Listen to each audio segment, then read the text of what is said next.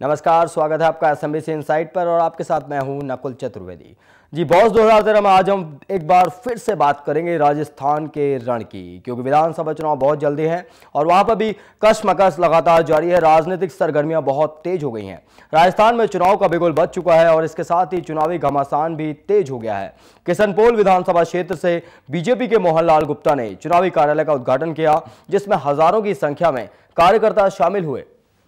तो मोहनलाल गुप्ता ने यहां पर चुनावी कार्यालय का उद्घाटन किया आज किशनपाल विधानसभा में, जहां पर चुनाव का शंखनाद बज चुका है और आने वाले चुनाव में जिस तरीके से किसको सत्ता मिलेगी और कौन विपक्ष में बैठेगा, इसका फैसला आम जनता को करना है।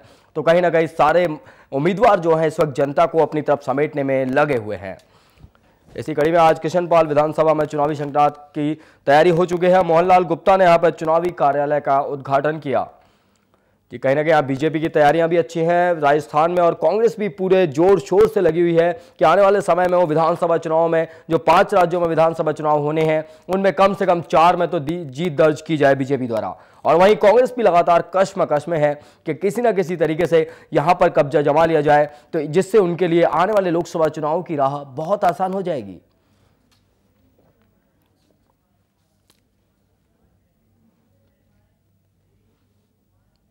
तो राजस्थान में दोनों ही पार्टियां लगातार लगी हुई हैं यहां पर जोर शोर से प्रचार प्रसार करने में, और जिस तरीके से यहां पर जनता को किस तरीके से अपनी तरफ खींचना है ये सभी इस टाइम लगे हुए हैं।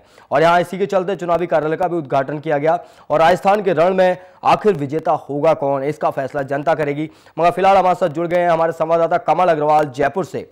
जी कमल, जिस तरीके से यहां पर सरगर्मियां तेज हो रही हैं, आज ये चुनावी कार्यालय का उद्घाटन किया गया, बीजेपी भी यहां पर पूरे जोर शोर से लगी हुई है कि सत्ता में वहां पर आए और कांग्रेस भी लगी हुई है, तो आने वाला समीकरण क्या कहता है? जी नकुल, मैं आपको बताना चाहूंगा कि जिस तरह से बीजेपी अपने कार्यालय का उद्घाटन कर रही थी, वहीं उसी समय उसी विधानसभा क्षेत्र से कांग्रेस के प्रत्याशी का विरोध वहां की स्थानीय जनता ने किया है।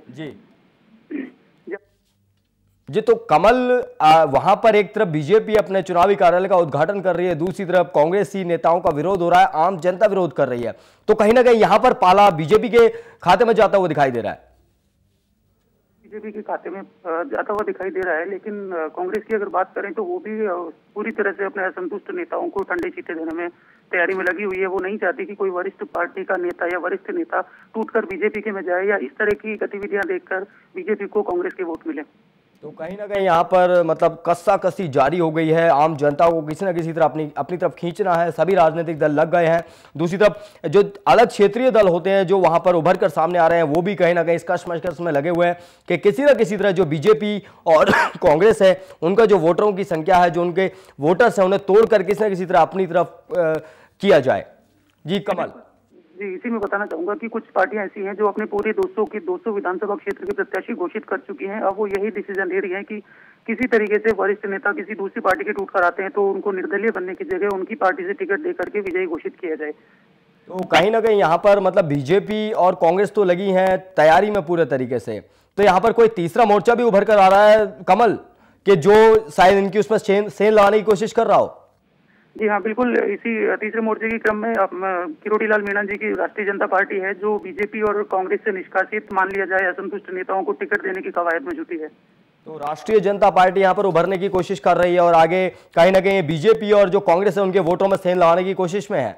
जी बिल्कुल, वो चाहते हैं कि बीजेपी और कांग्रेस को हराकर ही किसी तीसरी पार्टी को सत्ता में लाया जा सकता है, अदरवाइज उनके साथ अगर वो जीत भी जाते हैं तो समर्थन देना होगा उन्हें। मगर कमल, उन्हें यहाँ समझना होगा कि किसी न किसी तरीके से जो बीजेपी है वो भी राष्ट्रीय पार्टी है, कांग्रेस है वो भी एक राष्ट्रीय पार्टी है, इन दोनों को हराना इतना आसान नहीं है क्योंकि इन लोगों का भी जनाधार बहुत अच्छा है। जी बिल्कुल, उनको हराना उनके लिए बहुत मुश्किल है, इसीलिए वो चाहते हैं कि बीजेपी और कांग्रेस के वोट काटने बहुत जरूरी है उनकी इस लोकल पार्टी को जिताने के लिए। चलिए कमल, आप हमारे साथ लाइन पर बन रहे हैं। इस वक्त हम आगे अगली खबर की ओर बढ़ेंगे, हम आपसे दोबारा बात करेंगे। जयपुर की मालवीय नगर विधानसभा क्षेत्र से कांग्रेस प्रत्याशी अर्चना शर्मा ने पार्टी कार्यालय का उद्घाटन किया। इस समारोह के दौरान भारी संख्या में कार्यकर्ता मौजूद रहे। अर्चना शर्मा ने कहा कि बीजेपी की तरह हमारे में बिखराव नहीं है, हम भाजपा को हराकर ही दम लेंगे। तो यहां पर भाजपा को हराने का दम भर रहे हैं, कांग्रेसी के भाजपा को हराएंगे, मतलब चुनावी समीकरणों में दोनों ही पार्टियां पूरे तरीके से जुटी हुई हैं इस तरफ कि भाजपा कहती है हमें कांग्रेस को दखल करना है राजनीति से और यहां की सत्ता से, और एक तरफ कांग्रेस बोलती है कि हम दोबारा वहां पर सत्ता पर काबिज होंगे।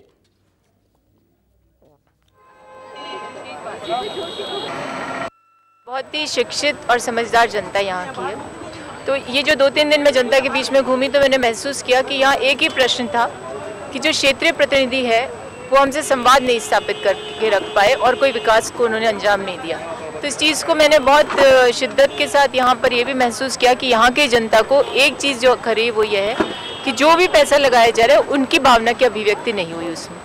तो ऐसे में जो हमारी रणनीति है वो मुख्य रूप से ये रहेगी कि प्रत्येक मतदाता तक पहुंचा जाए, उनका विश्वास अर्जित किया जाए। हमारी विकास की जो कल्याण की जो योजनाएं हैं केंद्र की और राज्य सरकार की, उससे जनता प्रभावित है, इसमें कोई दोहराई नहीं। परंतु उन्हें सिर्फ ये विश्वास दिलवाना है कि जीतने के बाद आपके साथ निरंतर संवाद भी रखेंगे और आपकी जो भी भावना है उसके अनुरूप योजनाएं भी बनाएंगे, अमली जामा भी पहनाएंगे। तो इस रणनीतिक रूप से हमने शुरू में जो प्रधान कार्य खोलने की एक परंपरा है उसके विपरीत जाकर के हमने क्षेत्रीय कार्यालय खोले हैं, जो वार्ड नंबर 42, 43, 44 का ये कार्यालय, जिससे कि जो आसपास के जो क्षेत्र के हमारे कार्यकर्ता एक जगह आकर के और अपने कार्य का जो विभाजन हुआ है या जिस प्रकार से अंजाम देना उसके बारे में बैठ के कर सकते हैं।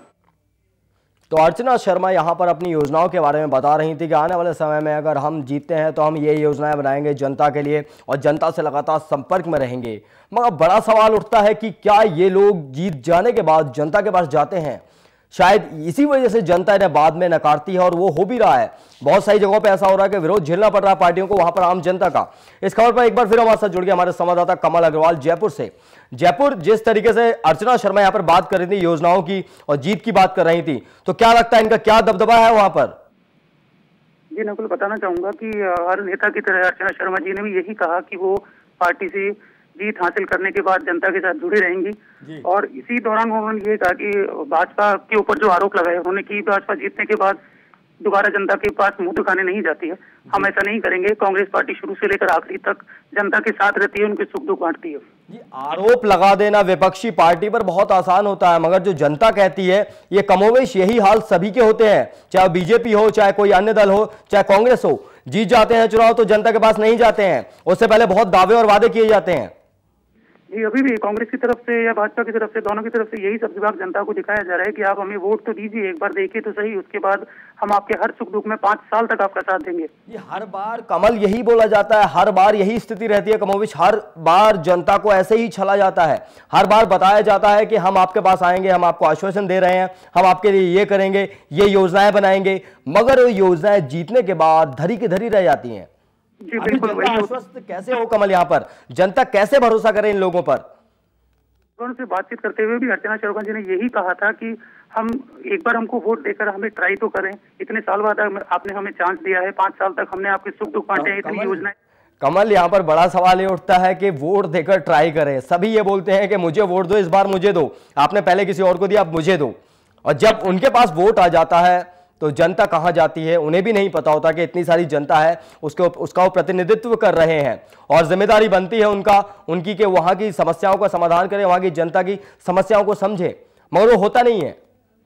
जी हाँ, यही है जो कांग्रेस पार्टी ने यही बोला, वही अपने पुराने घिसे पिटे ढर्रे को अपनाया है कि आप एक बार वोट दीजिए, जो अब तक हो चुका है उसे सब भूल जाइए, हम आपके हर सुख दुख में साथ रहेंगे, क्योंकि हम लोगों ने हमारे एजेंडे में ऐसी जन कल्याण और विकासवादी योजनाओं को बनाया है कि ये जनता 5 साल तक हमको भूल नहीं पाएगी। आखिर में कमल होता यही है कि जनता को इसका दंश झेलना पड़ता है, क्योंकि जनता एक बार वोट दे देती है, कब किस पे भरोसा करे जनता आज के वक्त में समझ नहीं पा रही है। और अब एक सबसे बड़ी बात इन सभी चुनावी पार्टियों को ध्यान में रखनी होगी कि अब ईवीएम में एक ऐसा बटन भी आ गया है कि इनमें से कोई नहीं तो कहीं इसका खामियाजा इन लोगों को ना भुगतना पड़ जाए, जनता के बीच ना जाने का।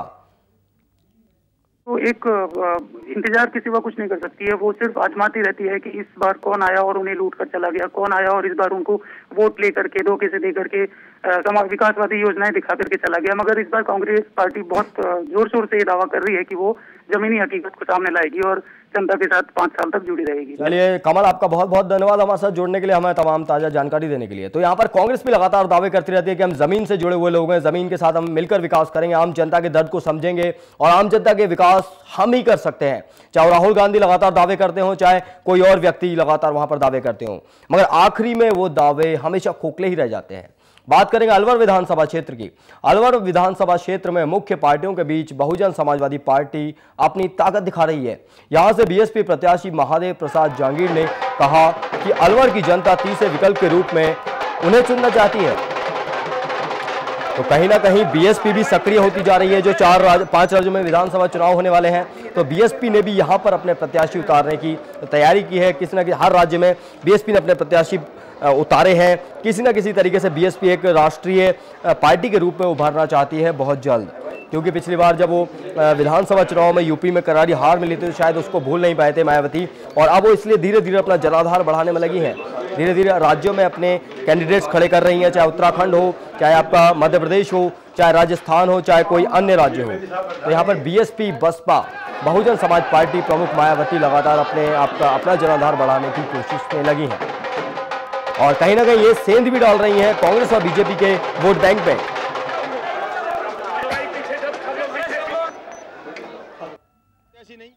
चुनाव पार्टी लड़ती है। भारतीय जनता पार्टी ने मुझको प्रत्याशी के रूप में अभी अपना नामित करके भेजा है। मैंने अपना नामांकन आज सभी कार्यकर्ताओं के साथ बहुत बड़ी संख्या में, हमारी मातृशक्ति के साथ, युवा कार्यकर्ता, बुजुर्ग कार्यकर्ता, पुराने कार्यकर्ता, नए कार्यकर्ता, सबके साथ मिलकर, आम जन के साथ मिलकर अभी आज मैंने बहुत बड़ी संख्या में जो जुलूस अलवर शहर में कार्यकर्ताओं के साथ और सभी लोगों के साथ निकला है। पूरे अलवर शहर ने, पूरे बाजार ने जो भव्य स्वागत किया है। मैं तो इस चुनाव को बिल्कुल भी अलग नहीं समझ रहा। चुनाव होता है।